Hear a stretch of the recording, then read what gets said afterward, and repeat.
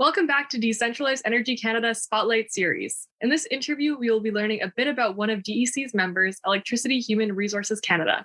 To learn more, I'm speaking with Mark Chapeskie, Director of Programs at Electricity Human Resources Canada. Hi, Mark. How are you? Hi, Rachel. Pleasure to be here. Well, Here in my basement, I guess. So we'll start off with a really broad question. Who is EHRC and what is the company mission? So Electricity Human Resources Canada, we're a nonprofit organization. We work with stakeholders in the sector, associations, employers. We're sort of unique in that we also work with unions and post-secondary institutions, as well as policymakers, to support the human resources needs of the Canadian electricity industry and, of course, the renewable energy sector. So what kind of challenges are you trying to tackle at EHRC? So I guess think of us as the organization that does both the labor market intelligence, so understanding where there are supply and demand gaps, but also we develop actionable programs that respond to some of those supply and demand gaps. So if we look at one of our most recent LMI or labor market intelligence reports, one of the things we found is that there's not enough youth in the industry, so 4% versus 14% in all other industries. We have a bit of a diversity problem in that there are only 26% of the workforce is women versus almost parity in all other industries when you look at them. We're actually not doing too badly in Indigenous employment in the industry for trades type roles, for example, but we could be doing a better job in other occupations in the sector, right? I think management and in corporate services and that sort of thing. When it comes to some of the other diversity challenges to newcomers to Canada, we think that newcomers to Canada is one of the fastest growing demographics in the country. This sector hasn't been particularly good at onboarding and integrating.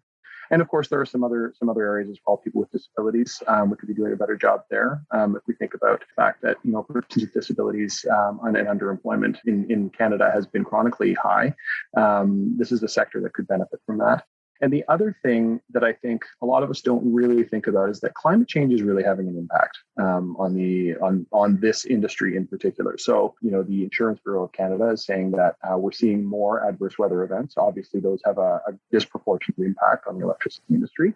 We are also seeing increasing public pressure and government policy to move towards renewables and off of carbon-emitting sources of electricity. Now, the good news is in Canada, we actually have a relatively carbon-free grid. It's about 80% carbon-free, which is, it's pretty high up there in the world. And by 2030, it looks like the whole grid across Canada is going to be 90% carbon-free. Now, think about some of the increased demands that are going to be placed on the grid. So if we go full EV, for example, like electric vehicle charging, that's a new grid demand that hasn't previously been there before. So we have to build out that infrastructure. We have to increase the amount of generating capacity that we have. And we also have to increase the capacity of the current grid to respond to that increased demand. And how do we manage that? So at EHRC, we see a need for an increased workforce size, both in some of the sort of traditional occupations, which, think power line technician, a number of the different engineering roles. There's also, of course, emerging occupations too, and those that are growing. So think PV installer or solar PV installer or wind power technician or some really brand new ones like energy storage technologist or smart grid technologist, cybersecurity specialist. So I guess your question was, what are some of the challenges? And I would say that, they all fit within that sort of area. Improved diversity, it would be one, but also a response to an increased electricity demand and a growth, like a sector that's going to be growing its workforce over the course of the next little while. Yeah, for sure. I can see those being some challenges that are at the forefront right now. In your opinion, what opportunities exist in the Canadian electricity sector? I think the world is our oyster in this industry. We're looking at an energy transition. Distributed energy is going to be a part of that, particularly as we think about rural and remote communities that are tougher to get to with grid infrastructure, for example. But I think we actually have the technology today to support a number of those communities. It's going to be a bit of an issue of upskilling and training, I think, though, to ensure that those communities can access those technologies and integrate them into their communities. And I think that's something that EHRC and DEC could really collaborate on. Awesome. So how can EHRC support DEC and decentralized energy in Canada? The labor market intelligence that we produce, whether it's our traditional report or, the Work Transformed report, where we looked at the impact of technology on the industry, sharing that with DEC and its members, obviously, like those are being able to make decisions, like informed decisions on workforce changes is an important aspect of the work that we do together. And then, of course, DEC's members have access to all of the programming that EHRC produces. So we talked about diversity, for example. We've developed a suite of resources that can help the industry respond to those diversity requirements. So the Leadership Accord Gender Diversity is a good example of that, where we've sort of staked a claim in the sand and said, look, we need to do better as an industry. And so company CEOs sign on to the Accord and then start measuring themselves for improvement. And then, of course, the Illuminate Opportunity Resources, which is more broad. It looks at diversity, equity, and inclusion more broadly, right from recruitment to retention of employees from diversity groups. That's a suite of resources that are freely available to any DEC members on the EHRC website. And as we think about hiring specifically and youth in particular, EHRC does have a number of programs to support youth in integrating into the industry and to help companies access those youth. So we have a job board now that companies can post positions directly to, I think it's 108 different post-secondary institution co-op boards all at once. So with one click, basically, they distribute out to all of those boards. And also we have wage subsidy funding to hire students. So those are just a few examples of things that we work with DEC members on, or could work with DEC members on. Alrighty, so our last question is, does EHRC have any new and exciting initiatives coming up?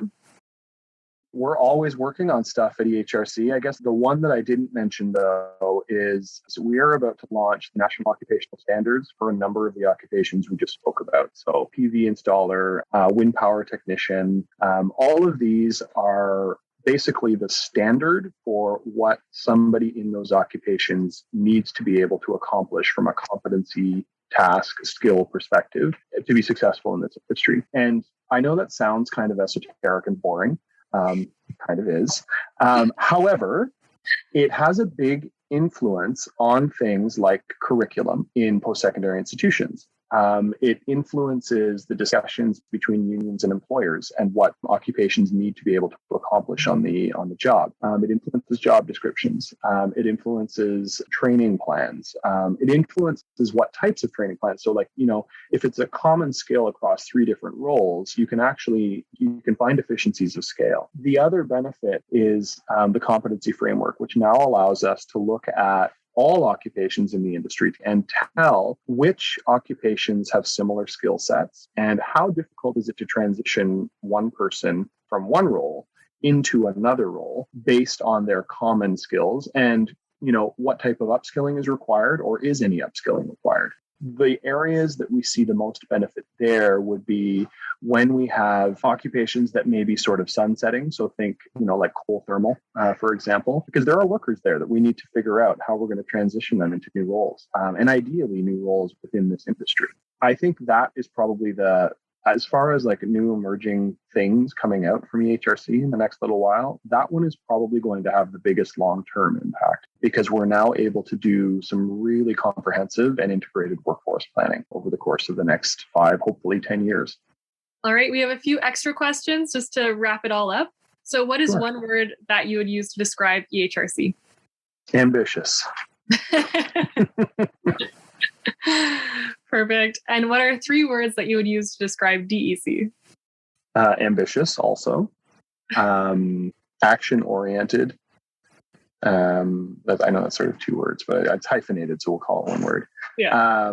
And partner. Okay. We'll call it like a partner, because I think that's a really good word, both for EHRC and for DEC, because we both work so collaboratively with all of the different stakeholders in the industry to improve things along the way.